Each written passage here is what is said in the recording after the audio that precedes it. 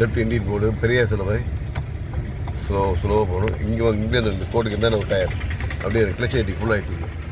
லைட்டை break bus போக மாட்டோம். அப்படியே இன்னும் இன்னும் கொஞ்சம் அப்படியே ஆகணும். அப்படியே ஆகணும். ஆறாடிங்க பார்த்து செகண்ட் போடுங்க. வாங்க லெஃப்ட் வாங்க இறங்க பாருங்க. அப்படியே வாங்க இன்னும் வரலாம். சரி நேரம் ஸ்லோ போங்க போய் ஏறுங்க என்ன பண்ணுற பாருங்க. அதனால காலையில் அப்படியே